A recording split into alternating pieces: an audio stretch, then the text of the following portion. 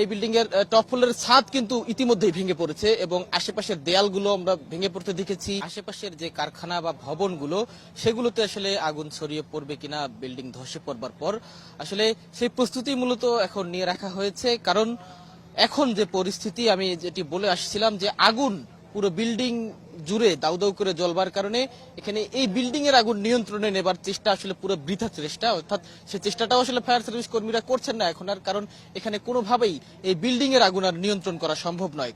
এই বিল্ডিংটি পুরোপুরি জ্বলে পুড়ে ছারখার হওয়া না পর্যন্ত এখানে আসলে আগুন না নেভারই সম্ভাবনা বেশি। ফায়ার সার্ভিস কর্মীরা চেষ্টা করছেন, তারা আরো আগে থেকেই বলে আসছিলেন যে এই বিল্ডিংটি এক পর্যায়ে ধসে পড়বার একটি আশঙ্কা তৈরি হয়েছে এবং আমরা তাই দেখেছি বিল্ডিং এর টপ ফ্লোর, অর্থাৎ এই বিল্ডিং এর টপ ফ্লোরের ছাদ কিন্তু ইতিমধ্যেই ভেঙে পড়েছে এবং আশেপাশের দেয়ালগুলো আমরা ভেঙে পড়তে দেখেছি, জানালা এবং রডগুলো কিন্তু খসে পড়তে দেখছি আমরা এই আগুনের তীব্রতায়।